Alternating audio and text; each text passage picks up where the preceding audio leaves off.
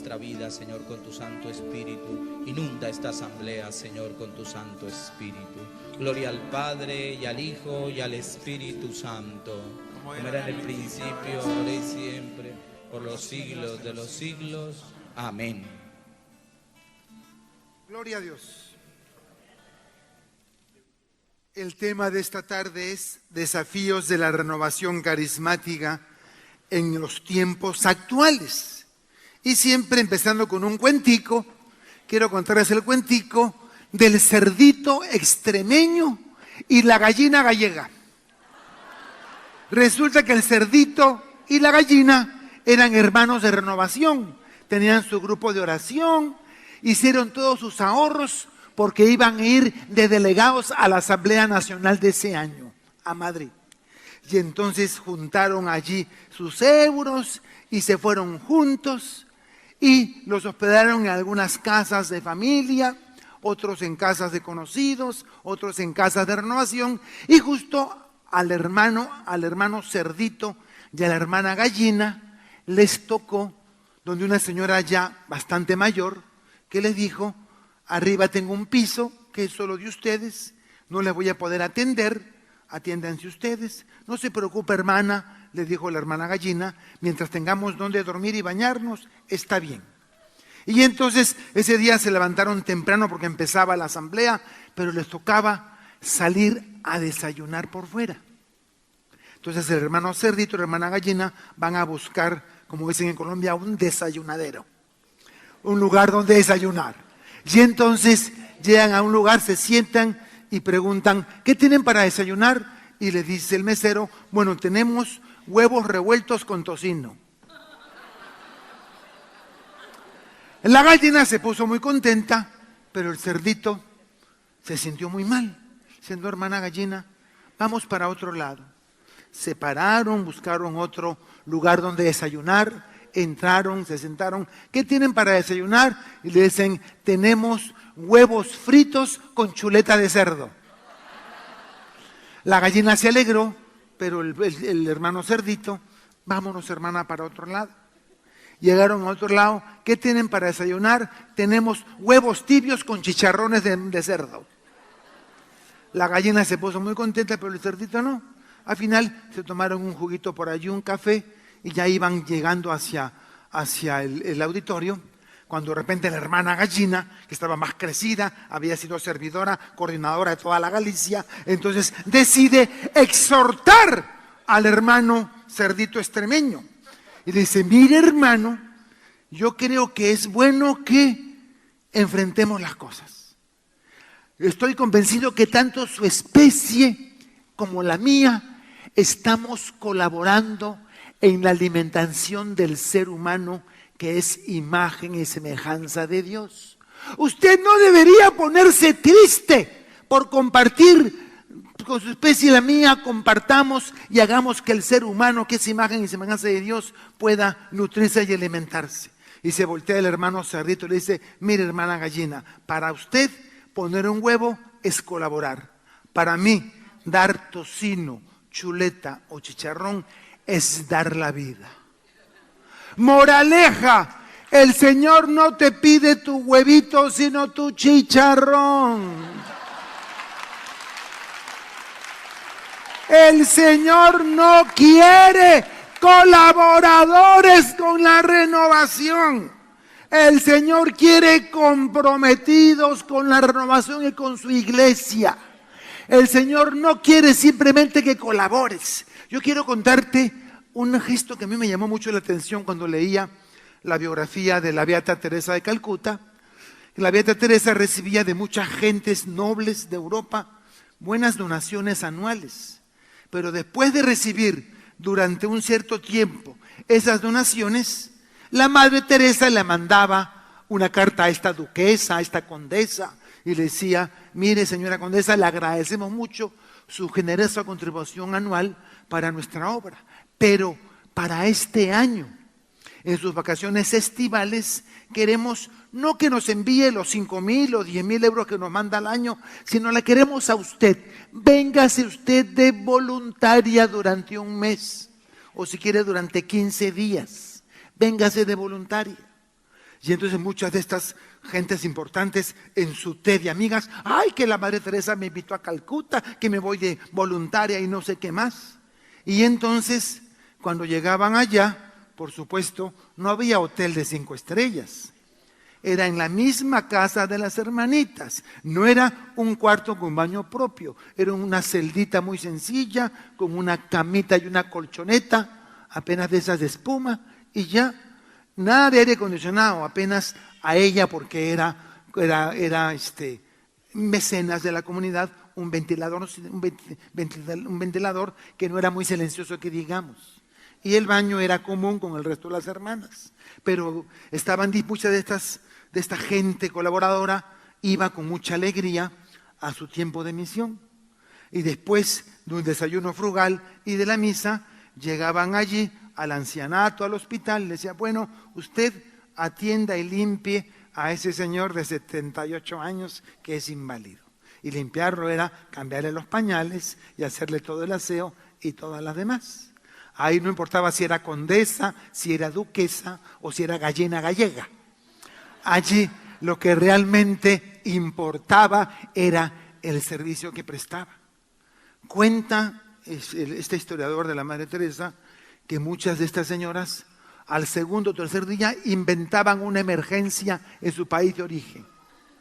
Le salió un orzuelo a mi abuelita en el dedo gordo y entonces se viajaba inmediatamente y muchas de ellas no terminaban la misión. El mensaje de la Madre Teresa era: su colaboración es muy buena, pero más que su colaboración la queremos a usted. No queremos a su plata ayudándonos, la queremos a usted ayudándonos.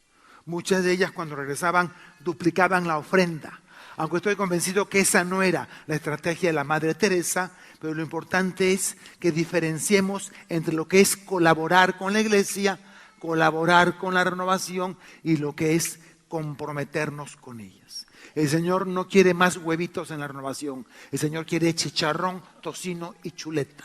¿Estás dispuesta a darla? Bienvenido. Si no, la puerta está abierta. Bien.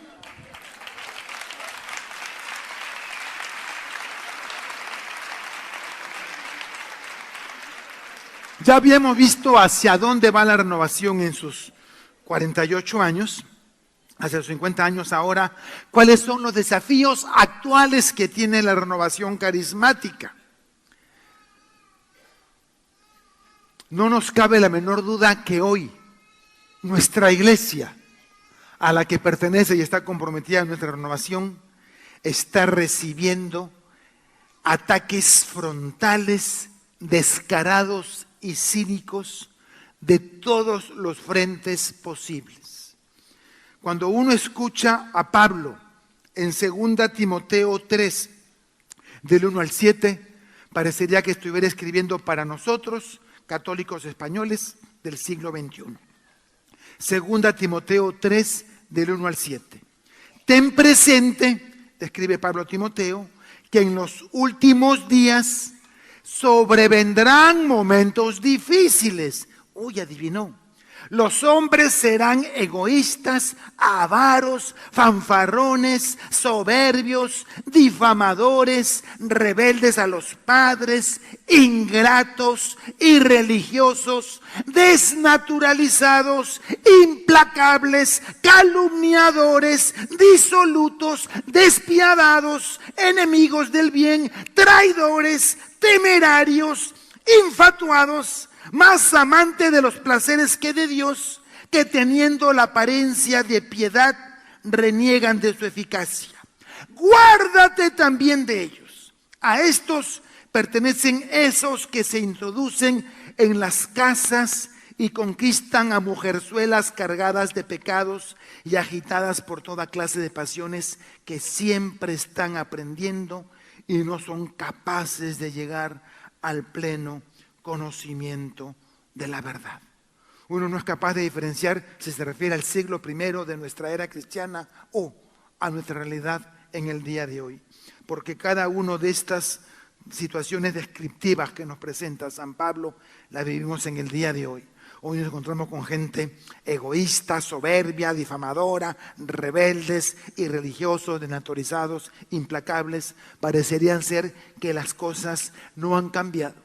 Sin embargo, ante este panorama tenemos no solamente que estar despiertos y estar alertas, sino tenemos que estar preparados. La única manera para vencer estos ataques es conociendo a nuestros enemigos. En muchos países, la mejor manera que han tenido la policía, las autoridades, para desbaratar bandas criminales, cárteles o grupos extremistas ha sido conociéndolos. Mientras mejor conozcas a tu enemigo, qué dicen, qué piensan, qué creen, cuál es su modus operandi, será mucho más fácil para ti poder contenerlos, poder confrontarlos y, si es posible, poder vencerlos. Yo recuerdo cómo cuando yo era muchacho sufrimos en la década de los 80 y primeros años de los 90 la guerra implacable y fratricida de este grupo extremista llamado Sendero Luminoso, que ponía bombas, bajaba torres y mataba y destruía todo a su paso. Cuando cambió la estrategia del servicio de inteligencia y decidieron conocerlos, infiltrarlos, entonces pudieron por fin capturarlos y pudieron por fin desarmarlos y destruirlos. Por lo tanto, conocer al enemigo es necesario para poder confrontarlo. A continuación, veremos 7 enemigos que como iglesia y renovación carismática nos toca conocer y enfrentar. El primero de los enemigos, el posmodernismo que vivimos en nuestra cultura light. Entonces, ¿cuál es el primer enemigo? El posmodernismo, caracterizado por su permisividad y superficialidad y por el rechazo a los compromisos permanentes. Si uno mira la propaganda comercial y de mercadotecnia que tiene la sociedad light, vamos a descubrir un perfil muy interesante. ¿Qué nos ofrece hoy el mundo de las mercancías? Hoy nos ofrecen cerveza sin alcohol, café sin cafeína, azúcar sin calorías, leche sin lactosa, tabaco sin nicotina, mantequilla sin colesterol ni grasas trans. ¿Qué mensaje se esconde detrás de esta campaña de mercadeo? ¿Qué antivalores promueve? ¿Qué significa que tomes una cerveza sin alcohol? O que endulces con azúcar que no tiene calorías, o que tomes leche sin lactosa. ¿Qué se esconde detrás de todo esto? Se esconden algunos antivalores muy interesantes. Primero, lo verdaderamente importante no es lo que eres, sino la apariencia. Que parezca leche, pero que no tenga lactosa. Que parezca pan, pero que no tenga gluten. Que parezca café, pero que no tenga cafeína. Entonces, lo que importa es lo que parece, no lo que se es. No importa lo que eres, sino lo que la gente cree que eres. Están creando hombres y mujeres sin valores reales y sin contenidos, entregados más bien a la superficialidad y a la banalidad. Prima lo individual sobre lo colectivo. Es interesante ver cómo a mí me preocupa en este mundo tecnológico. Me preocupa tremendamente, por ejemplo, que unos papás le compren a un niño de 10 años que jamás anda solo un celular.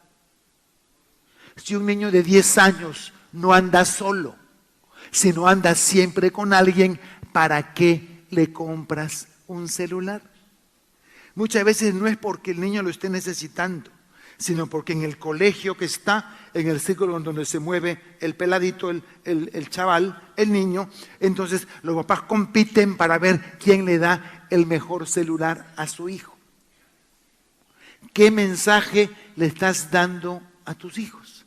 Que las personas valen más por lo que tienen que lo que realmente son. A veces sin querer, aunque nos llamamos católicos y cristianos, nos estamos dejar arrastrar por esta sociedad consumista que tanto está denunciando el Papa Francisco en su última encíclica que salió hace unos días, la Laudato Si, que espero que la consigan y la compran. Allá en Colombia todavía no ha salido la edición impresa, ya me estoy llevando para mis 3 hermanos de comunidad esta encíclica, la Laudato Si. Entonces lo importante no es lo que eres, sino lo que la gente cree que eres. Estamos creando hombres y mujeres sin valores, entregados a la superficialidad y a la banalidad, donde empieza a primar lo individual sobre lo colectivo. Incluso se empieza a reflejar en los matrimonios nuevos. Tengo allí un CD que se llama ¿Por qué fracasan los matrimonios jóvenes? Y a mí me entristece constatar cada día más que el fracaso de muchos matrimonios jóvenes no está en el momento en que esos jóvenes se están casando, sino en la situación a la que sus padres los han colocado antes del matrimonio. Un hijo sobreprotegido, que siempre se le dio todo, que nunca se le exigió nada. Un único hijo, una única sobreprotegida, que los papás le dieron todo e hicieron todo lo posible por evitarle el sufrimiento. Yo no sé en qué parte de los derechos humanos, de la Biblia, del magisterio de la Iglesia, dice que el sufrimiento es malo. Y sin embargo hacemos todo lo posible por evitarles el sufrimiento a nuestros hijos. Y les estamos impidiendo que sean capaces de descubrir la escuela de fortaleza, la escuela que significa pasar por el dolor. Al evitarles el dolor, les estamos volviendo irresponsables. Porque si tú haces las cosas que tiene que hacer tu hijo, por sobreprotegerlo, le estás enseñando a ser irresponsable. Siempre hay alguien que haga lo que me toca hacer a mí, pues después tendrá que ser mi mujer, o mi marido, o mis suegros, los que se encarguen de hacer lo que me toca hacer a mí. A los que tienen chavales pequeñitos, hijos pequeñitos, pilas, donde se me escapó Oscar, los que tienen hijos pequeñitos, yo siempre les digo, les doy una prueba, un test, para que se autoevalúen y puedan descubrir si son padres sobreprotectores o no. De repente ustedes ya no tienen hijos, pero tienen nietos pequeños. Pues dile a tus hijos que se evalúen con este test. Cuando el niño de 4, 5, 6 años va a jugar, saca sus juguetes, sus carritos, sus muñecas del baúl de los juguetes, de la caja de las muñecas y juega en la sala, porque ahora los pisos son cada vez más pequeñitos. Entonces el único lugar amplio es la sala comedor. Entonces ahí voltean su caja de los juguetes. La pregunta del millón es, y no me respondan por favor que no quiero exponerlos a vergüenza pública.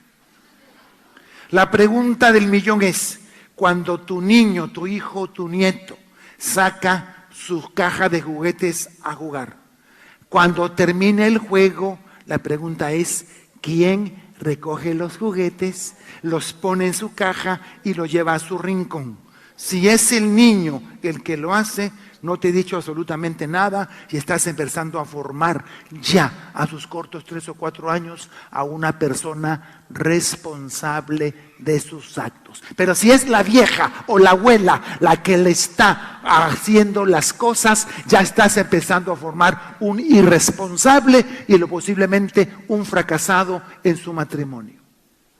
Dirán que puede ser demasiado temerario lo que estoy diciendo, pero desde allí se empieza. Hay que enseñarles, por más pequeñitos que sean, a que sean responsables. La gran tragedia de nuestro mundo, la gran tragedia de nuestras familias españolas, es que hemos pasado de familias de muchos hijos, 5 hijos, 7 hijos, 12 hijos, a familias de 1 o 2 o de ninguno. Y entonces, mientras menos hijos tenemos, yo les pregunto en el curso prematrimonial a las parejas, ¿cuántos hijos quieren tener? Y me dicen 1 o 2. Yo digo, ¿por qué no tienen 7? porque no tienen 12 o 15. Esas son familias muy sanas. Las familias numerosas entregan a la sociedad hombres y mujeres mejores preparados y capaces de construir familias funcionales. Yo me encuentro con los que me dicen: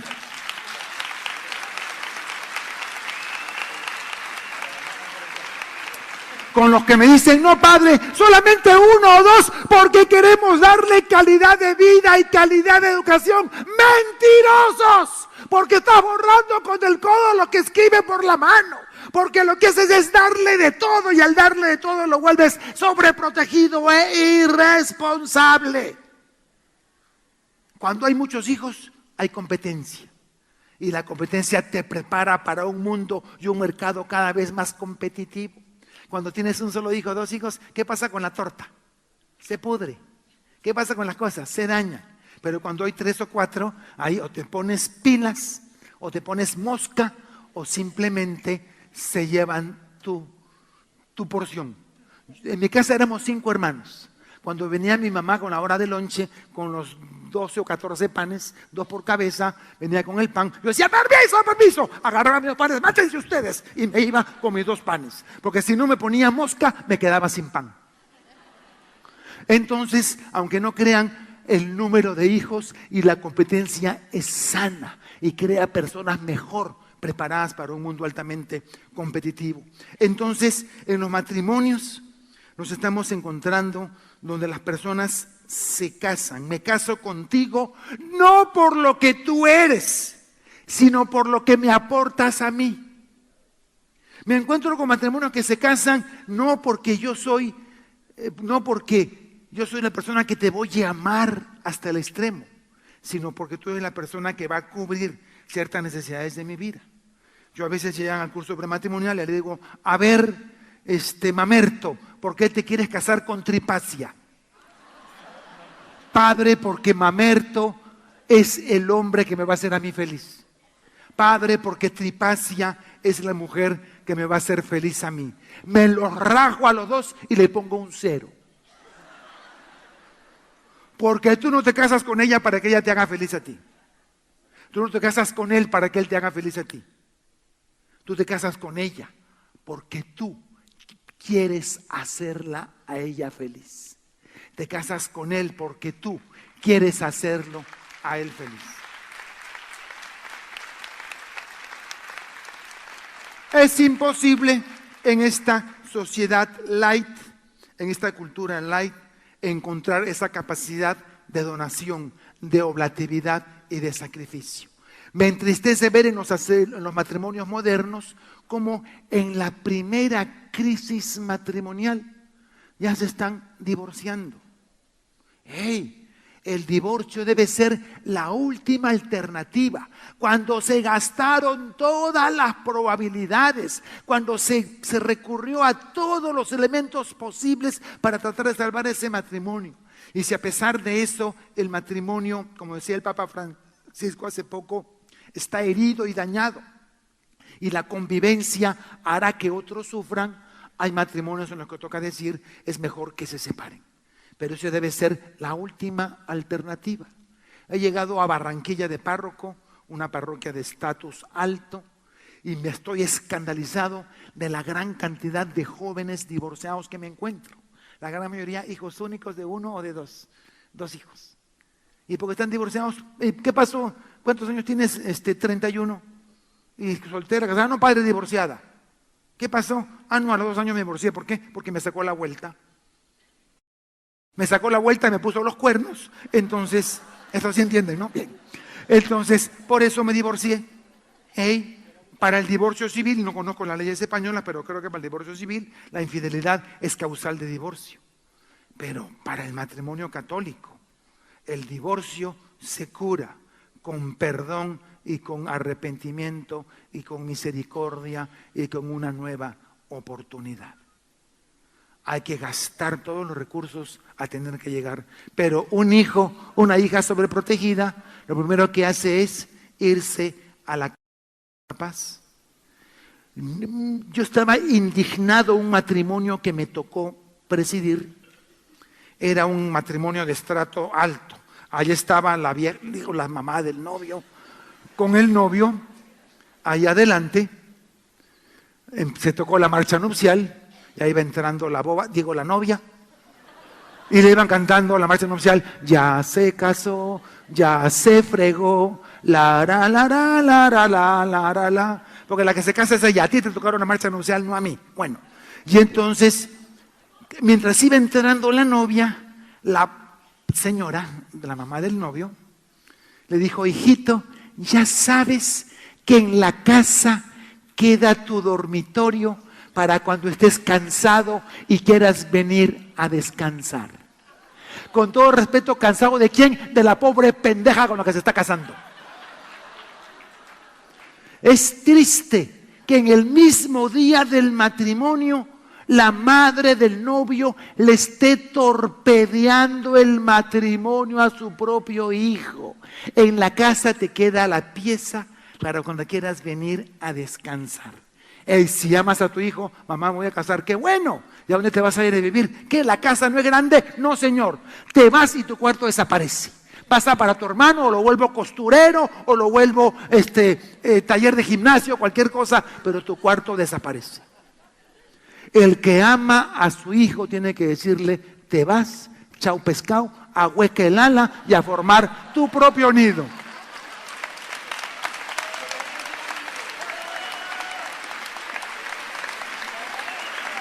Entonces, el primer gran enemigo que tenemos es el posmodernismo y la cultura light. El segundo gran enemigo, denunciado con fuerza por nuestros dos últimos pontífices, el relativismo moral. El relativismo moral parte del principio de que nada es absoluto.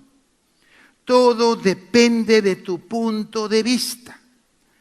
Todo está permitido mientras no afecte a terceros. En la Laudato Si, número 122, la última encíclica del Papa Francisco, nos decía que este antropocentrismo desviado da lugar también a un estilo de vida desviado. Y el Evangelio Gaudium 80 decía: cuando el ser humano se coloca en el centro, termina dando prioridad absoluta a sus conveniencias circunstanciales y todo lo demás se vuelve relativo. Junto a la omnipresencia del paradigma tecnocrático y la adoración del poder humano sin límites, se desarrolle en los sujetos ese relativismo donde todo se vuelve irrelevante si no sirve a los intereses inmediatos. Este relativismo moral también sostiene que las minorías tienen derechos que han sido conculcados y arrebatados por las maravillas fundamentalistas y dogmáticas religiosas. La vida moral, para los relativistas, forma parte de la vida privada de cada persona que ningún dogma o ideología pueden imponer. En mi vida moral, en mi vida íntima, la manejo yo y nadie me dice qué debo hacer. Nada ni nadie, ni menos la iglesia ni el gobierno. Es lo que ellos promulgan. La vida moral forma parte de la vida privada de cada persona. El relativismo moral se constata en lo que tanto insistía el Papa Benedicto XVI, en la subjetivización de la conciencia moral. Si algo es bueno o malo para ti, es solo para ti, no puedes imponérselo a los demás. Por lo tanto, la religión y sus dogmas son opciones personales no vinculantes. Tú tienes tu verdad y yo tengo la mía. Por lo tanto, las verdades son relativas y no existen verdades universales ni verdades absolutas. Por lo tanto, si eso es así, entonces tú puedes ser un cristiano a tu manera. Ese es el segundo gran enemigo, el relativismo moral. El primero, habíamos dicho, el posmodernismo de la cultura gay, de la cultura light. El segundo, el relativismo moral. Ya vamos a escapar, no se me escapan. Tercero, el hedonismo hiperlativo. El hombre, parece ser que el centro de la vida del hombre logró Freud su sueño, hacer que la vida del hombre primara única y exclusivamente en su genitalidad. El hedonismo hiperlativo. Lo fundamental en la vida, sostienen los hedonistas, es vivirla sin restricciones.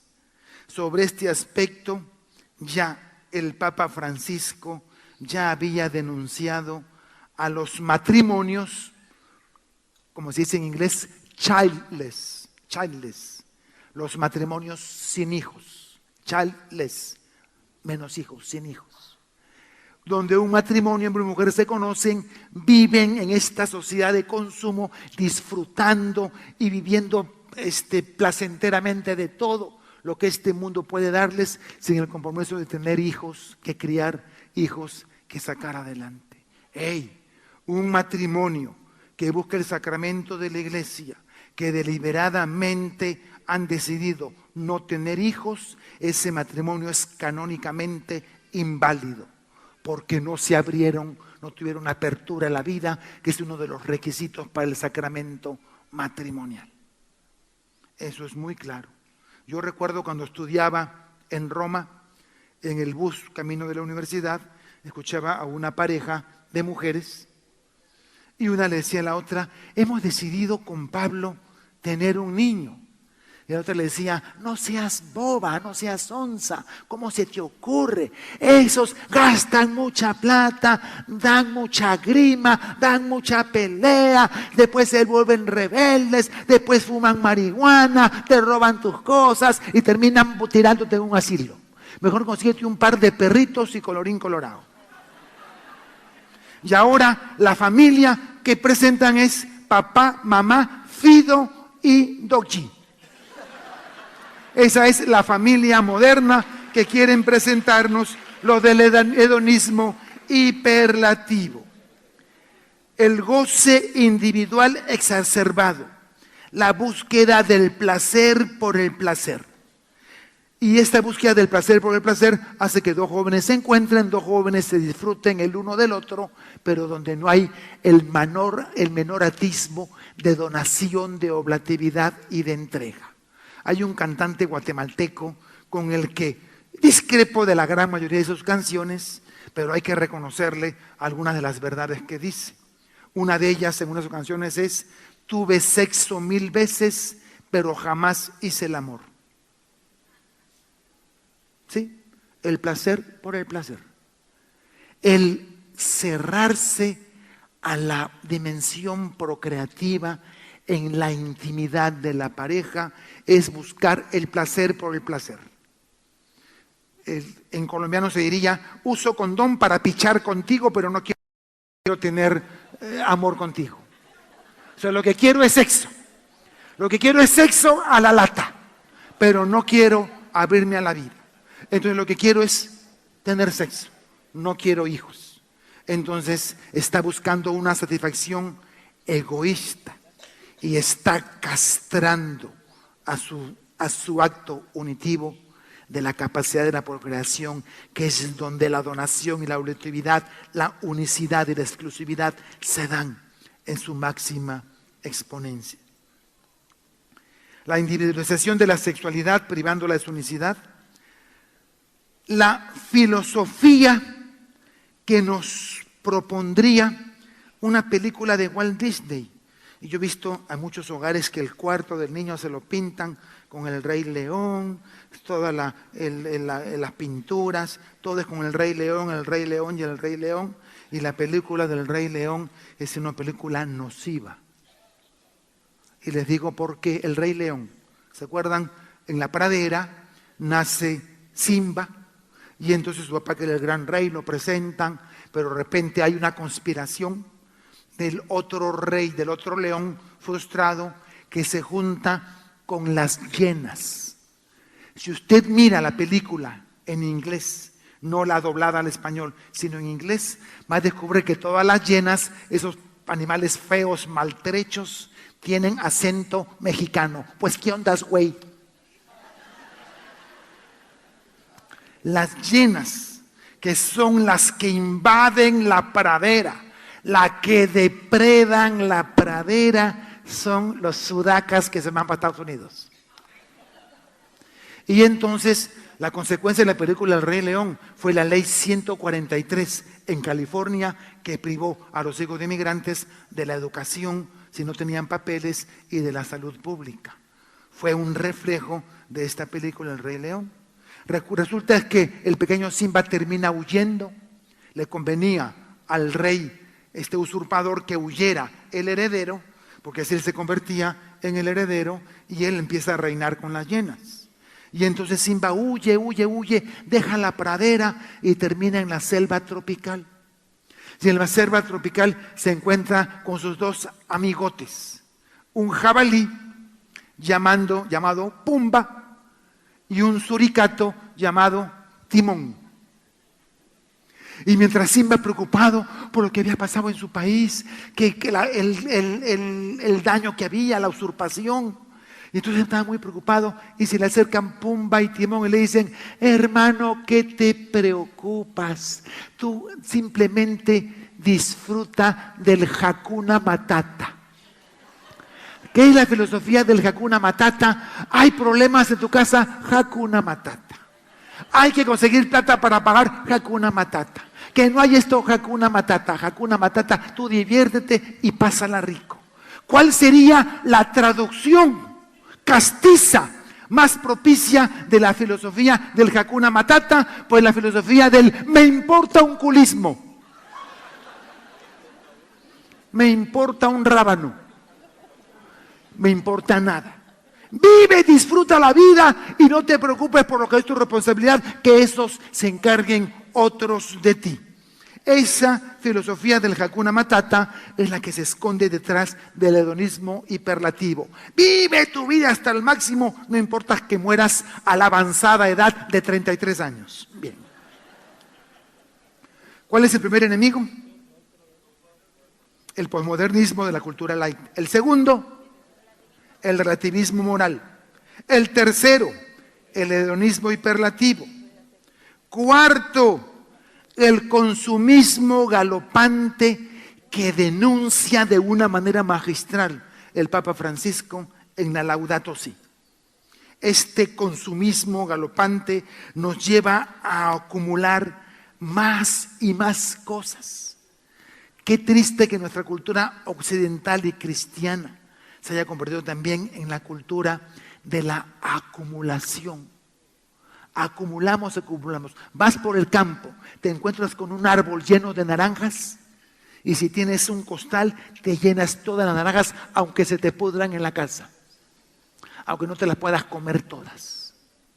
El padre Carlos Valles, jesuita español, compañero del padre Anthony de Melo, que sirve allá en la India, contaba en alguna oportunidad que nos dio una conferencia para sacerdotes en Bogotá, que en la ciudad donde él vive, creo que es en el estado de Kerala, fue a celebrar una misa temprano en la mañana a la casa de las Hermanas de la Caridad, y que estaban en la parte detrás de un mercado público muy grande.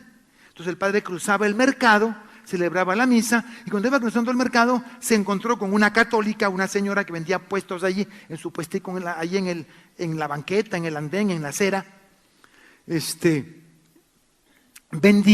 Esta señora vendía las hierbas dentales. ¿Qué es eso? Pues les explico para los que no conocen la India. Yo no lo conocía hasta que escuché al padre Vallés. Resulta que para un indio, no los de América sino los de la India, para un indio los cepillos dentales son antihigiénicos. ¿Por qué? Porque un día, 2 días, una semana, hay algunos que tienen el cepillo medio año, 1 año por la crisis, se abre como una flor y ahí le siguen dando al cepillo lleno de bacterias y de un montón de cochinadas más, si lo miras al micrófono. Pues los indios son más saciados que nosotros que usamos cepillo de dientes. Ellos usan hierbas dentales. Es una hierbita, es una hierba fina, una hierba como la menta, como la hierba buena, que la masticas y su jugo te limpia. Tiene ese efecto purificador, te limpia todas las bacterias que hay y que después de haberlo masticado bien con su bagazo, Lo botas y es un cepillo dental biodegradable. Es una maravilla. Yo entonces, el padre Carlos iba pasando y la vio a la señora con sus ataditos de sus hierbas dentales. Entonces la saludó, se fue, celebró la misa y cuando regresó, eran como apenas las 10 de la mañana, 11 de la mañana y ya no le quedaba casi nada. Si el padre la vio y dijo, ¡wow! ¡Qué bien te has ido! Alcanzas a ir a tu tierrita y traerte otro bulto más. Y le dice la señora, ¿y para qué? Pues para que venda más. ¿Para qué, padre? Ya tengo lo que mis matitas me pueden dar para el día de hoy, lo que mi tierrita me da para el día de hoy y lo que necesito para comer para el día de hoy. Nosotros sacamos el de mañana, el de pasado y del próximo mes. Pero no porque tenemos esa maldita costumbre de acumular lo que no necesitamos. En la Navidad, en mi parroquia que es Pelucona, Gomela, Friquis, Jai, Fresa, en mi parroquia, cuando llega la Navidad, yo le digo a mis queridas filigresas, querida hermana, acérquese a su walk-in closet, porque no tienen ropero, a su walk-in closet, paséense, miren.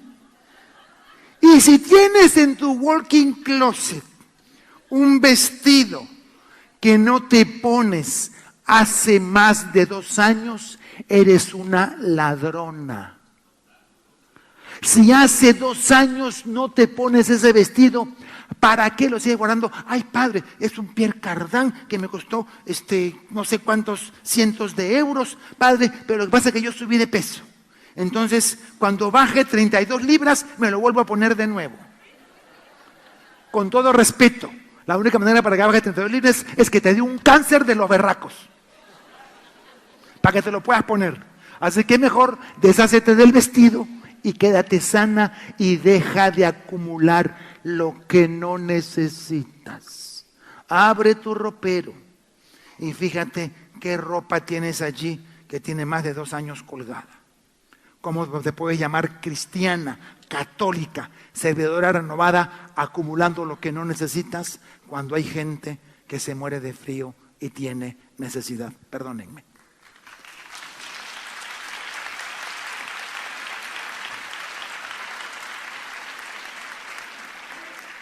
Dentro de este consumismo galopante también se nos presenta la satanización del dolor, del esfuerzo y el sacrificio. Parecería ser que todo lo que sea dolor, esfuerzo y sacrificio es malo. Queremos todo fácil. Queremos salir de la universidad y que nos contraten de una vez como gerente general del Banco de Santander. Queremos las cosas fáciles. No queremos el sacrificio. De hecho, cada vez que el mercado electrodoméstico quiere sacar un nuevo producto en el mercado, ¿qué es lo que te venden? Ahora, licuadoras con el vaso cerrado, usted puede licuar cebolla sin llorar. Entonces, cada vez nos ofrecen cosas que nos dicen, ahora esto te va a hacer la vida más fácil. Hoy abridores eléctricos. Y llegan, te lo venden y tú le dices, llega tu marido, mi amor, compré un abrelatas eléctrico. ¿Cómo hemos podido vivir tantos años de casados sin tener este abrelatas eléctrico? Y nos crean la necesidad de lo que no necesitamos y de lo que no tenemos. Entonces se nos sataniza el esfuerzo, el dolor y el sacrificio. Parecería ser que todo esfuerzo es malo y es negativo. ¡Ey! Y los carismáticos, cómo nos encanta las misas de sanaciones. Porque si tengo una enfermedad es para que me sane. Y si Dios no me sana, me pongo berraco con Él, me pongo bravo con Él, jetón con Él, no sé cómo le dirán, y entonces hasta lo amenazo. Mira, si no me curo este cáncer, me voy con los hermanitos. Cuidados, hermanos. Nos decía el Papa Juan Pablo en la Salvifici Doloris, el poder redentor que tiene el dolor y la enfermedad. Todos aquellos que trabajen en pastoral de enfermos tienen que conocerse y leerse la Doloris Salvificis. Esta encíclica sobre el valor redentor de la enfermedad que nos regaló Francisco, que nos regaló Juan Pablo II. ¿Saben qué? La Salvifici Doloris, entre todo el gran corpus, doctrinal que nos dejó el Papa Juan Pablo II es la cenicienta de las cartas de Juan Pablo II. Nadie la quiere ver, nadie la lee, en los seminarios ni lo mencionan, nadie lo quiere, porque en ningún momento queremos leer algo que nos diga el dolor es bueno. ¿Por qué? Porque en esta sociedad de consumo el dolor es malo. Y uno mira las propagandas, tienes dolor de cabeza, zámpate una pepa. Tienes dolor de esto, zámpate otra. Tienes otra, zámpate otra. Y entonces vivimos zampándonos pepas para tratar de huir de todo tipo de dolor. Porque pensamos que el dolor es malo. En la Salvifici Doloris hubo una religiosa de la presentación, de la comunidad de la presentación en Colombia, que creó una misión con la Doloris Salvifici. Fue tan buena esta misión del dolor que las obras misionales pontificias crearon la Comisur, la Comisión Misional del Sufrimiento, a través de esta hermana de la presentación. Y esta hermana de la presentación iba muy sencillamente a donde los enfermos terminales y le decía, le duele mucho, no desperdicie su dolor. ¿Cómo así? Te agachas, ¡ay! Te duele la artritis, no grites, no chilles, no mandes un carajo. Tienes un dolor, aguántate, muérdete los labios y ofrece ese dolor por tus seres queridos. ¿Quién no tiene una oveja negra o una cabra negra en la familia? Y algunas hasta de las locas, bien. Entonces, si tienes eso en tu familia, ofrece tu dolor. Hace poco les hablaba de la técnica de los frijoles, la intercesión con la técnica de los frijoles, en remojo de oración. Hoy le sumo una técnica más, ofrece tu dolor como valor redentor, transformador para tus seres queridos. ¡Hey! Nuestros grandes santos, nuestra Rosa de Lima, nuestra Santa Mariana de Jesús, nuestros grandes santos místicos, Teresa de Jesús, de los siglos XVI y XVII, hicieron de la ascesis y el sacrificio el medio de intercesión y santificación de la iglesia. Estaban sanas y se ponían cilicios, estaban bien y se infringían dolor para ofrecer ese dolor por la conversión del mundo. Si estando sanas se provocaban dolor para ofrecerlo, tú no tienes que hacerte dolor porque ya lo traes. Aprovecha lo que ya lo traes, no lo malgastes, no lo despilfarres. Utilízalo para una causa buena. Y todos tienen en su familia algo o alguien por quien orar y por quien interceder. Eso es lo que trabaja la comisura a través de la Salvifici Doloris. Ofrece tu dolor por algo bueno. ¿Te duele algo? Aguántalo. Señor, esto por el sinvergüenza mi marido. Ofrécelo. Y vas a ver el poder redentor que tiene el dolor. Era vicerrector del seminario de la diócesis de Tacna, Perú, el padre capellán del Hospital Mayor de allá de la ciudad de Tacna, salió de vacaciones. Y como en el seminario éramos 5 sacerdotes, el obispo le pidió al padre rector que destinara a uno de los padres durante ese mes de julio para que vayan, celebraran una misa todos los días y diera la comunión, la unción a quien lo pidiera. Siquiera una tarde, un par de horitas durante todas las tardes. Y el padre rector me pidió a mí ese servicio. Mi pastoral, yo admiro mucho a los que trabajan con los enfermos. No es mi pastoral. A mí me da grima, como dicen aquí. Pero cuando me toca, pues me toca. Y acababa de leer la Salvifici Doloris, recuerdo, y entonces de repente el piso 4, que era el piso oncológico, me dicen las enfermeras, padre, haga algo con la paciente del 316 que nos tiene podridas.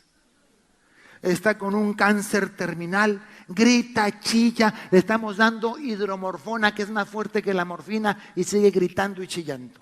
Padre, haga algo. Yo no sé si era poner una almohada o qué, no sé qué me estaban pidiendo que le hiciera. Y entonces yo llego donde doña Carmen, nos pusimos a conversar, y entonces me acordé de la comisur, y le dije, Carmencita, ¿tú tienes algún familiar, ser querido? Y era una mujer sola, no tenía a nadie. Y entonces yo digo, pero ofrece, yo le decía, tienes una bomba atómica de intercesión en tu cuerpo, que es tu dolor. Ocúpalo para una causa buena. ¿Cómo así, padre? Ofrécelo por algo. Le dije, ya está, no tienes un familiar por quien pedir. Ok, vamos a ser socios. Yo soy el responsable de la pastoral vocacional de la diócesis. Ofréceme tú tu dolor por las vocaciones. Tú ofreces tu dolor y yo las busco. ¿Listo, socio? Listo, socio, listo, socio. Después me decían las enfermeras, Padre Charlie, ¿qué hizo con doña Carmen? Que vemos que por el gesto, el rictus de dolor que tiene en la cara, que le está doliendo, pero no se queja. Padre, ¿qué hizo? ¿Cuál es el truco para usarlo con otros pacientes? Ah, no, ese es un secreto entre mi socia y yo. Ah, son socios. Sí, tenemos un negocio en común. Y entonces, no les dije. Cuando llegaba a darle la comunión, le decía, Carmencita, ¿cómo estás? Y me decía, Carmencita, Padre, me imagino que esos seminaristas deben estarse metiendo por las ventanas porque esto está jodido. Así me habló, pero allí seguimos. Me imagino que se está colando por la chimenea, por la ventana, por todas partes. Carmencita, sigue nomás, que el Señor es el que está orando. Recuerdo como a la tercera semana que subo yo al tercer piso, veo que las máquinas que estaban controlando los signos vitales de la 316 estaban afuera, en el pasillo. Blanco es y gallina lo pone. Yo me fui corriendo, estaba tan impactado de lo que veía a mis ojos que no alcancé a detenerme en la estación de enfermeras. Llego corriendo por la puerta y las sábanas tiradas en el piso, la bolsa de basura ahí también, y viene la enfermera corriendo detrás de mí. Padre Charlie, me dijeron, doña Carmen murió en la madrugada y la enfermera del turno de la noche le ha dejado un mensaje. Y luego, ¿me lo puedes leer? Sí, padre. Dice, Padre Charlie, doña Carmen murió a las 3:15 de la mañana, completamente consciente y sin quejarse de un solo dolor. Y las últimas palabras fueron para usted. Díganle al Padre Charlie que su socia no le ha fallado.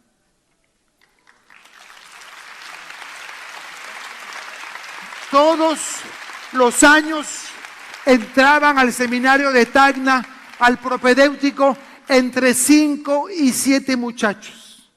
El año de gracia de doña Carmen, le digo yo, entraron 21 candidatos al seminario. El obispo me felicitó. Yo le dije, no tiene que felicitarme a mí. Soy yo el que tengo que darle gracias por haberme dado la oportunidad en el mes de julio de servir en el hospital, porque allí encontré la fuente que necesitaba para poder salir adelante en el trabajo de la pastoral vocacional. El dolor no es malo. El dolor puede convertirse en este momento tú, enfermo crónico. Deja de quejarte. Y deja de quejarte también por la situación de tus hijos. Y empieza a no desperdicies ese dolor y utilízalo para una causa noble. Las falsas dentro del consumismo galopante se presentan también dentro de algunos grupos de iglesia, e incluso Renovación Carismática Católica, y de nuevo meto el dedo de la llaga, ustedes me perdonarán, las falsas teologías de la prosperidad. Las famosas novenas de la prosperidad. Estamos en crisis, hagamos la novena de la prosperidad para tener harta lana y salir de pobre, salir de esta. Y entonces se ve la pobreza como una maldición. Eso viene de las iglesias de los hermanos separados, esperados. Que ellos nos venden que la pobreza es una maldición. Sí, claro. Entonces Francisco de Asís y Teresa de Calcuta eran un par de malditos. La pobreza no es una maldición, la miseria sí, la pobreza no. Puede ser pobre, pero con dignidad y con valores. Ser rico y ser miserable, hay muchos. Quinto enemigo, la subvaloración de la dignidad humana. El ser humano se convierte en un objeto para otros fines mezquinos. Nos decía Juan Pablo II en las Labores Exercens que el ser humano jamás puede ser un medio. el ser humano, por ser imagen y semejanza de Dios, es un fin en sí mismo, humane vitae y labor in exercens.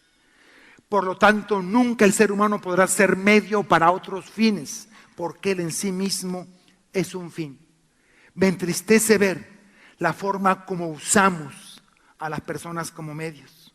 Hace poco, en mi cuenta de Twitter, @padrecharlie, con Y, colocaba la siguiente frase: Dios creó a las personas para ser amadas y las cosas para ser usadas. Las personas para ser amadas, las cosas para ser usadas. Traicionamos al Creador cuando amamos las cosas y usamos las personas. Las cosas hay que usarlas y a las personas amarlas. Pero amamos más el piso, amamos más el coche, amamos más nuestros bienes que a nuestros hijos, que a nuestro esposo, a nuestra esposa, que a nuestros seres queridos. Las cosas se usan y las personas se aman.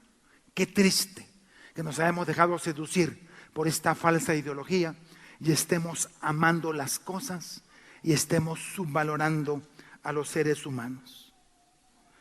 Esta subvaloración de la dignidad humana se vio fuertemente reflejada en la Colombia de los últimos años. Dos situaciones a mí me conmovieron mucho. Una, el ejército colombiano empezó a premiar a los militares con premios pecuniarios a los que lograban hacerle bajas a la guerrilla. Eso fue en la época del presidente anterior. Y entonces muchos militares empezaron a presentar positivos. Un positivo era haber dado de baja a un guerrillero. Y entonces, ¿qué pasó? Como la cantidad que daban era buena lana, te podían dar 500 euros por un positivo. Entonces, ¿qué pasó? Algunos militares inescrupulosos lo vieron como una posibilidad de enriquecerse. Hubo todo un batallón que no era batallón beligerante, no era batallón que estaba en zona de guerrilla, era un batallón de ingenieros. Fue el que registró el mayor número de positivos dados en baja en combate. Y de repente empezaron a aparecer personas desaparecidas de los barrios marginales de las principales ciudades de Colombia. Agarraban a unos vagos, a unos vagabundos, a unos desempleados, se los llevaban al cuartel, les decían que se pusieran botas de caucho, uniforme camuflado, los soltaban en el monte y los mataban. Y los presentaban como positivos. Eso fue el escándalo de los falsos positivos, donde para estas personas más importante era la plata que representaba un muerto disfrazado, hecho pasar por guerrillero, que la dignidad del ser humano. Que la dignidad del ser humano. Esto fue un escándalo, que todavía están cayendo militares por este escándalo. El pecado, ponerle precio a la cabeza de un guerrillero. Y la tentación, disfrazar de guerrillero a cualquier persona marginal y así hacer de esto un medio lucrativo. La Universidad Libre, la Facultad de Medicina de la Universidad Libre de Barranquilla, presentó otro caso muy triste, en la que, porque necesitaban para los estudios de medicina trabajar con cadáveres, empezaron a dar buen precio por un muerto. Entonces, un muerto fresco, entonces te podían dar 200 euros por él. Y entonces empezaron a buscar desechables, personas marginales, vagos, homeless, personas sin hogar, los mataban y los vendían a cambio de $200. Qué triste ver que una persona valía más muerta que viva. Representaba para mí una mayor utilidad como cadáver que como una persona viva. Y lo que estalló la bomba, lo que hizo estallar el escándalo fue que la madre de un sacerdote de la arquidiócesis de Barranquilla, que sufría de Alzheimer, fue una de las que se perdió y terminó asesinada y vendida a la Facultad de Medicina de la Universidad Libre de Barranquilla, Colombia. De nuevo, qué triste que un ser humano valga más muerto que vivo. Esa es la subvaloración de la dignidad humana.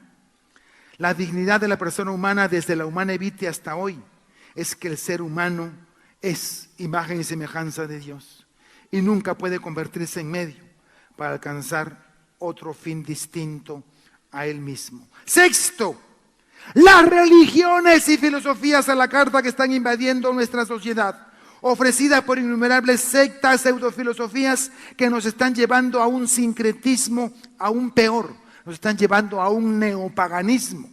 Nos encontramos con católicos que se dejan seducir por este tipo de pseudociencias, de católicos que ahora adoran a los ángeles. Tú tienes tu ángel, ¿cómo se llama tu ángel? ¿De color es tu ángel? ¿Qué aurea tiene tu ángel?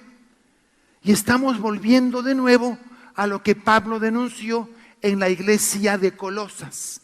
La herejía de Colosas que nos presenta la teología paulina en la carta a los colosenses es la denuncia a este culto a los ángeles, a los que consideraban superiores que Jesucristo. Por eso es que en Filipenses se encarga mucho San Pablo de mostrarnos este texto de Filipenses 2, del 5 al 11, de la kenosis de Jesús. Se anonadó, tomó la forma de siervo, hecho semejante a los hombres, murió en una muerte y muerte de cruz, por lo cual Dios lo exaltó hasta lo sumo y le dio el nombre que está sobre todo nombre, para que ante el nombre de Jesús se doble toda rodilla, en los cielos los ángeles, en la tierra los seres humanos y en los abismos los espíritus inmundos, para que toda lengua confiese que Jesucristo es Señor, para gloria del Padre. Estas nuevas herejías están convirtiéndose en una plaga. El uso también de terapias pseudocientíficas, las magnoterapias, musicoterapias, quimioterapias, reiki, energías, chakras, cienciología, nos están demostrando un mundo ansioso por respuestas espirituales a las que nuestra iglesia y nuestra renovación no han podido satisfacer ni han sabido vender, presentar, evangelizar. Las apariciones de nuevos gurúes, de semidioses y neodioses, Sai Baba o los Ratsas, los Ratsas de Jamaica. Ellos tienen a Haile Selassie, el último emperador de Etiopía, como un dios, y a Bob Marley como su gran profeta. Estos que fuman marihuana y se visten de rastas, eso es una religión, no es simplemente una moda, es una religión. Séptimo y último, la ideología del género. Es un punto difícil, delicado, que nos toca confrontar y analizar. Este tema del género es muy delicado, porque tratarlo públicamente siempre pueden personas sentirse heridas. El Papa Francisco se dolió de aquellos homosexuales que sufrían con una condición que no querían, pero de la cual no podían deshacerse. Y por eso aquella frase que causó escándalo en grupos conservadores de nuestra Iglesia Católica: ¿quién soy yo para juzgar a un homosexual? No es como dicen estos grupos rasgándose las vestiduras que el Papa va a canonizar a los gays, tampoco es así. Pero se trata de mirar al pecador que sufre antes que al pecado. La posición de la Iglesia no ha cambiado frente al homosexualismo. Es fuerte con el pecado, pero misericordiosa con el pecador. Si Juan Pablo II es recordado como el Papa de la familia, Francisco lo será como el gran Papa de la misericordia. Bien, y entonces, sin embargo, no podemos quedarnos callados ante estos lobbies beligerantes. La ideología del género empieza con un punto de partida errado. Dice que nacemos macho o hembra, pero tenemos el derecho de escoger nuestro género. Tú naces macho o hembra, pero tú decides si eres heterosexual, si eres bisexual, si eres gay, si eres lésbica, si eres transvesti, si eres transexual, si eres transgénero, si eres transversal, si eres transistor, si eres transbordador, si eres transformador y un montón de cosas que ni siquiera ellos mismos son capaces de explicar y de definir. Entonces, la ideología del género se cuelga de palabras talismanes que levanta como sus banderas de guerra. ¿Y cuáles son estas banderas, estas palabras talismanes? Son estas palabras incuestionables como libertad, como decisión, como derecho, como amor, como escoger. Son palabras que son buenas, que son bondadosas. Son palabras ante las cuales uno no encuentra ninguna objeción, pero la utilizan para distorsionarla y para manipularla, no solamente dentro de estas ideologías, sino también es triste también, algunos lo utilizan para su propia conveniencia. Todos recordamos aquel telepadre de Miami, cuando fue pillado con las manos en la masa. ¿Y qué masa? Cuando lo confrontaron, él dijo, y utilizó una palabra talismán: yo no voy a pedir perdón por amar a una mujer. Y eso es cierto. Amar a una mujer nunca va a ser malo. Amar a una mujer es bueno, es loable, es bondadoso, es divino. El asunto es que se vuelve una oportunidad para justificar una conducta inapropiada. No tenía que pedir perdón por amar a una mujer, tenía que pedir perdón por haber traicionado sus votos, tenía que pedir perdón por el escándalo causado a su iglesia, tenía que pedir perdón por el daño moral causado a sus feligreses, tenía que pedir perdón por una gran infinidad de cosas, pero no por amar a una mujer, porque eso es bueno, loable y bendito. Amén. Bien.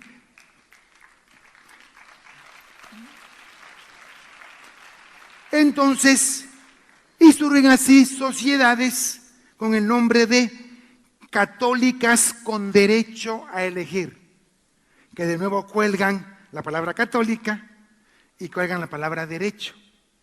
Ambas son buenas, católicas con derecho a elegir, pero eso es un eufemismo que de verdad deberíamos denominarlas como lo que realmente son, pseudocatólicas con derecho a matar, que sería su nombre verdadero.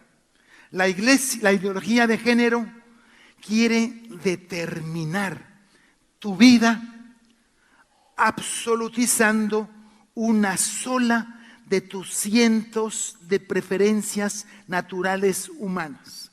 Dicen los psicólogos que el ser humano tiene un abanico de más de 120 preferencias distintas. Tú tienes preferencias alimentarias, tú tienes preferencias deportivas. Cuando van al cine, tú tienes preferencias de qué tipo de películas quieres ver. Tú tienes preferencias de qué tipo de música quieres bailar. Tú tienes preferencias de a qué equipo le vas, si al Atlético o al Real.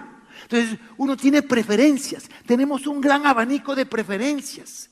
Por eso, no podemos permitir que la ideología del género nos quiera manipular al decirnos que una sola preferencia de tu abanico es la que determine toda tu vida y todo tu quehacer como ser humano. Esa es la gran mentira que hay que desenmascarar. Tu preferencia sexual no te determina. Estuve predicando en un congreso juvenil de la Renovación en Ciudad Juárez, en México. Y de repente se me acerca un pelao, un chaval. No un señor calvo, no, un chaval. Se me acerca un chaval y me dice: Padre Charlie, mucho gusto, Manuel Gutiérrez, soy gay. Y yo le dije: mucho gusto, Padre Charlie, soy omnívoro. Soy omnívoro. Y él me dice: ¿y por qué me dice que es omnívoro? Y yo le digo: ¿y tú por qué me dices que eres gay? Y me dice: porque es mi preferencia sexual. Ah, bueno, esa es mi preferencia alimentaria. ¿Cómo la ves? Yo no voy caminando por todo el mundo diciendo a todo el mundo: mucho gusto, Charlie García, omnívoro, mucho gusto, omnívoro, o mucho gusto del Atlético, hola el Atlético, o mucho gusto, Padre Alberto Linero, vallenatero, porque el Padre Alberto muere por el vallenato. Entonces, aunque su preferencia musical es el vallenato, él no tiene que estar diciéndole a todo el mundo que su vida se rige por el vallenato. Es una de sus preferencias marcadas y buenas de la que disfruta. Pero no significa que esa lo determine. Eso es lo que tenemos que desenmascarar de la ideología del género y sobre todo a nuestros chavos, a nuestros pelados, a nuestros chavales que están confundidos con sus preferencias. ¿Sí? Yo le decía a este joven mexicano, le decía, no, tú no eres gay, tú eres un hijo de Dios. Tú tienes muchas preferencias y una sola preferencia no te determina. A mí me encanta el tocino, me encanta el jamón serrano, mejor el de bellota, me encanta los chicharrones, me encantan los fritos, pero tengo los triglicéridos en el tercer cielo. Y el médico me dio un ultimátum, además de las atorvastatinas, me dio un ultimátum. Y me dice, o deja de comer grasas, o no va a llegar a su boda de plata. Entonces, aunque me gustaba, y era una de las preferencias con las que más disfrutaba, era una preferencia que me era dañina y que me perjudicaba. Entonces, no es la preferencia la que me determina y me condena a mí. Yo soy la que decido sobre ellas. Me encanta el chicharrón, pero no la uso porque me hace daño. Me encanta mi preferencia alimentaria, pero porque me perjudica, la hago a un lado. No es mi preferencia la que me determina a mí, soy yo la que las determino a ellas. Y le decía a este muchacho, le decía, no te dejes engañar por la ideología del género, tú no eres gay, tú eres un hijo de Dios. Tu preferencia sexual no puede determinarte a ti. No creas que porque hayas tenido una experiencia de ese tipo, ya estás condenado, como te quiere vender la ideología del género, a ser un gay y un marica para toda tu vida. Eso es falso, eso es una mentira. Y entonces me fui. Regresé a los 2 años a Ciudad Juárez. Y de repente me dice el padre, una de las hermanas de liturgia, padre Chele, allá hay una pareja de pelados, de chavos que quiere hablar con usted. Ah, bueno, entrenle a pasar. Padre, ¿cómo estás? ¿Se acuerda de mí? Tu cara me conocía, pero no. Padre, yo soy Manuel Gutiérrez, el que le dije hace 2 años que era gay. Ah, claro que sí. ¿Cómo? Padre, quiero presentarla a mi novia. Padre, hace 2 años que estoy con ella. Usted me hizo reflexionar. Llegué al grupo de oración y esta amiga que me atraía, pues decidí probar por ahí. Padre, y es lo mejor que me ha pasado. Padre, le doy gracias a usted porque lo colocó en un momento importante para mi vida, para no dejarme engañar con lo que querían hacer conmigo.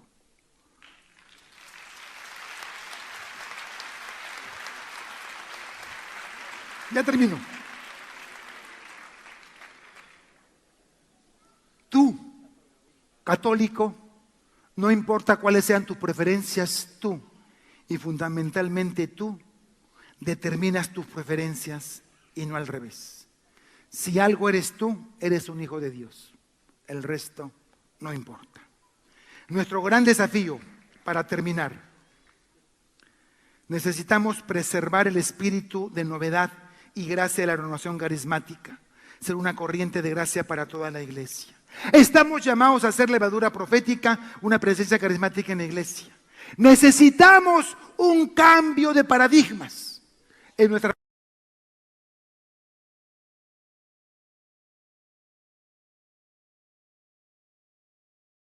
una iglesia evangelizadora. Si no nos desayunamos de esto, si no caemos en la cuenta de esto, no podremos ser la renovación carismática que nos está pidiendo el Papa Francisco. Nuestra iglesia se volvió una iglesia santificadora, una iglesia cultual. No es que el culto sea malo, es bueno, los sacramentos son buenos, pero nos hemos convertido en despachadores de sacramentos, nos hemos convertido en santificadores y en celebradores, y nos hemos olvidado que uno no puede celebrar lo que no conoce, uno no puede celebrar lo que no vive. Ya lo había dicho el cardenal Swenens, que nos encontramos en un mundo donde antes se pensaba que el que celebraba era el que creía. Hoy nos encontramos con gente que cree y no celebra, y gente que celebra y que no cree. en el curso prematrimonial de mi parroquia, 14 parejas que se iban a casar. Y yo les pregunto, a ver, ¿todos ustedes quieren casarse por la iglesia? Sí, padre. Bien. ¿Cuál es la razón por la que se quieren casar? Y todas coincidían para que Dios nos bendiga, la bendición de Dios, contar con la presencia de Dios en nuestro hogar y en nuestra familia. Y después le hago la pregunta peluda. ¿Cuántos de ustedes van a misa todos los domingos? ¿Saben cuántas parejas levantaron la mano? Ninguna. ¿Quiénes van 1 o 2 veces al mes? 2 o 3 parejas levantaron la mano tímidamente.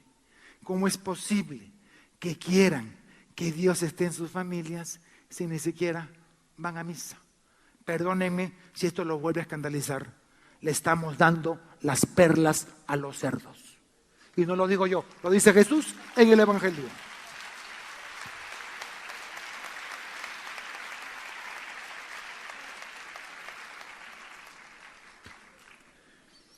Necesitamos ser servidores alegres según el corazón de Dios. El verdadero servidor no es el que da retiros maravillosos, no es el que hace llorar con su predicación, no es el que tiene el don del micrófono y la oratoria, no es el que echa demonios y hace liberaciones, no es el que canta y profetiza en lenguas, no es el que tumba a la gente con descanso en el espíritu. El verdadero servidor es el que se deja guiar por el Espíritu de Dios, que no tiene temor de hacer cambios sobre la marcha de un proyecto o de un estatuto. El que tiene un corazón como el del rey Salomón. ¿Se acuerdan ustedes cuando Dios le dijo a Salomón que pidiera lo que quisiera? ¿Qué pidió Salomón? Ya lo que dijeron sabiduría me lo rajo y le pongo 0. Hay que ir al texto hebreo. El hebreo es un idioma de cosas, de objetos. No es un idioma de conceptos filosóficos, de conceptos elaborados. El judío, para decir Dios me protege, dicen Dios es mi escudo. Y para decir Dios me guarda, Dios es mi alcázar. El judío, para decir sabiduría, dice un corazón que sepa escuchar a Dios. Lo que pidió literalmente Salomón no fue sabiduría. Pidió un corazón que sepa escuchar. Un corazón que tenga las coordenadas del Espíritu Santo. Un corazón que sea capaz de escuchar a Dios como el discípulo amado. ¿Cuál es la principal característica del discípulo amado? Tenía su orejita bien pegada al corazón de Jesús. Y por eso fue el primero en identificarlo en la segunda pesca milagrosa. Es el Señor, aquel que escucha.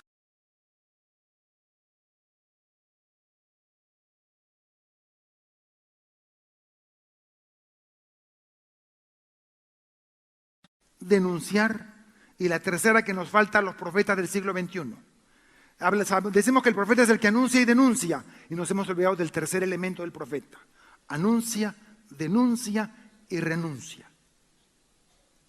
El que anuncia la buena nueva de Dios, el que denuncia los atropellos a la dignidad de la creación en el reino de Dios, y el que renuncia a sus planes de este mundo para seguir los planes y proyectos de Dios. Quiero terminar, déjenme ver una musiquita de fondo, ¿dónde está Alan? Quiero terminar con Deuteronomio 30, 19 al 20. Hoy me coloco en el lugar del deuteronomista para llamarlos a ustedes públicamente a una decisión. Deuteronomio 30, 19, 20. Pongo hoy por testigos contra ustedes, Renovación Carismática Católica Española, al cielo y a la tierra, que los pongo delante de la vida o de la muerte, de la bendición o la maldición. Escoge la vida para que vivas tú y tu descendencia, amando a Yahvé tu Dios, escuchando su voz, viviendo unido a Él, pues en ello está tu vida, así como la prolongación de tus días mientras habites en la tierra que Yahvé tu Dios juró darte a ti y a tus padres, Abraham, Isaac y Jacob. Palabra de Dios. A los cielos y a la tierra los llamo por testigo contra ustedes, que los he puesto delante de la vida y la muerte, la bendición y la maldición.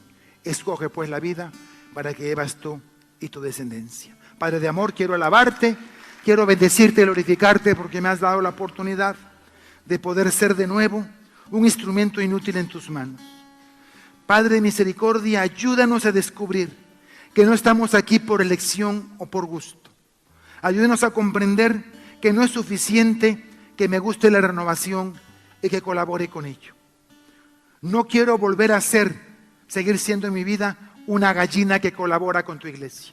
Señor, permíteme ser como ese cerdito extremeño que da su mejor jamón, que da su mejor pernil para tu gloria, para tu honra y tu alabanza. A ti sea el poder, el honor y la gloria por los siglos de los siglos. Muchas gracias.